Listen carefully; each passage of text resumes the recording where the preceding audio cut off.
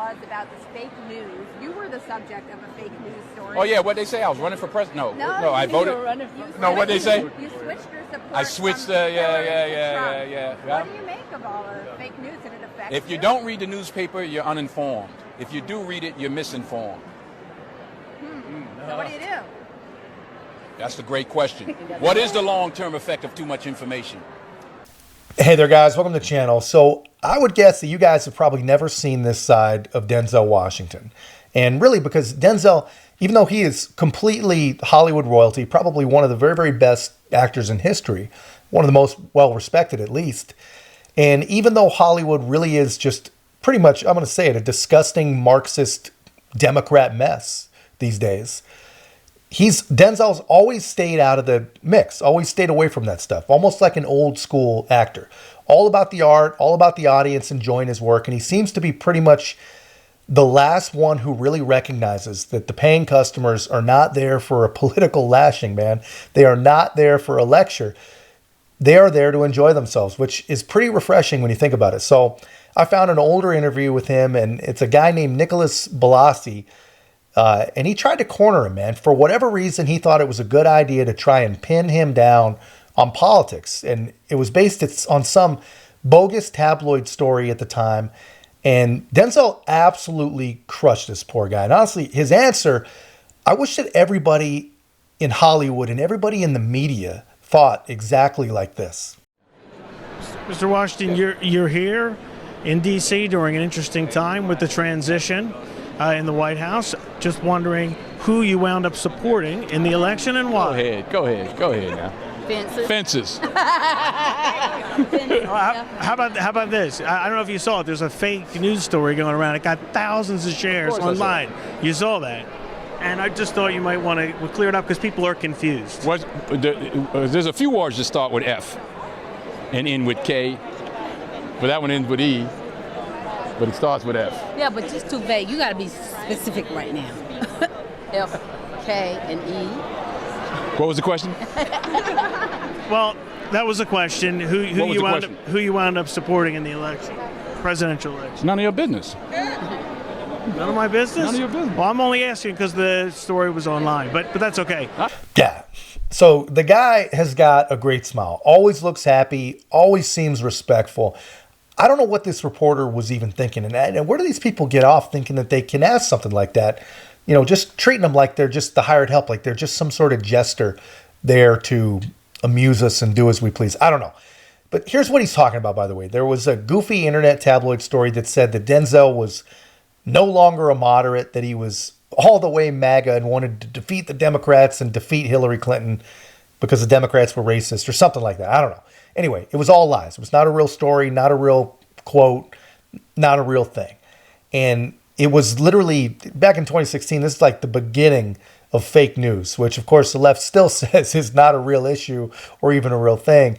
And Denzel was not amused. Let me ask you this. What issue do you hope President-elect Trump tackles? What's number one in your mind with the new administration? I don't know. You know, I'd have to be more informed to just say off the top of my head the number one issue. I'm not sure. Education, jobs, health. I mean, there's so many. Yeah. I want to just ask you, though, about the issue of race relations, because the film touches upon that. Right now, under President Obama, over the last 8 years, in your mind, have race relations improved under his leadership?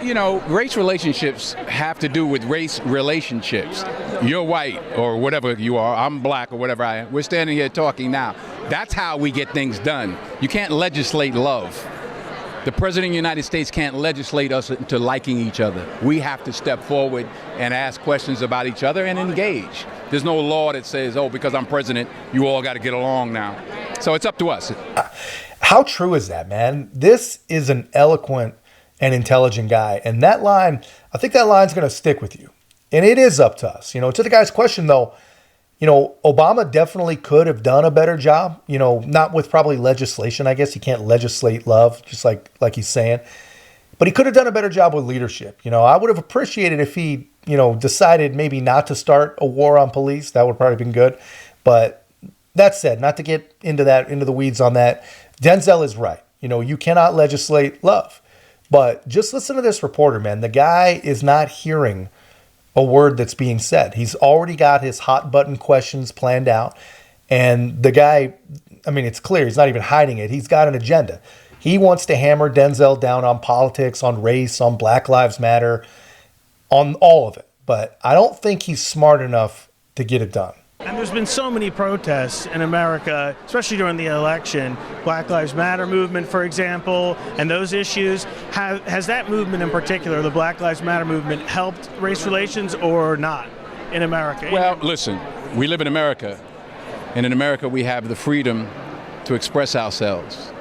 We shouldn't take that for granted. So whatever the movements are, whether you agree with them or don't, they have the right to express themselves. So that's one of the great things about being in this country. Yeah, I mean, you can't really argue with that, man. Perfectly put. He obviously, right from the very beginning, sees right through this guy's agenda-driven gotcha reporting, which is probably why we've not really even heard from the guy since. And I think one thing that's important, I think, before we flame out Denzel's comments here, remember, back in 2016, the BLM protests, they really were largely peaceful. You know, we didn't see the real violence start until basically Inauguration Day for Donald Trump. And, you know, we really didn't see it blow up until the Summer of Love. You know, back in 2016, they really were just exploiting white guilt to buy extravagant homes. And really all people used BLM for back then was almost like for profiling purposes, just another way to hammer someone down, make them stay on their particular side or make them expose whatever particular side they're on, whatever, which I think is probably exactly what ended up pissing off Denzel Washington here. But anyway, I thought you guys would appreciate seeing this. Let me know your thoughts in the comments. And if you haven't already, guys, help us to continue to grow. Make sure to like, comment, subscribe. Most importantly, share the channel. We'll see you in the next one.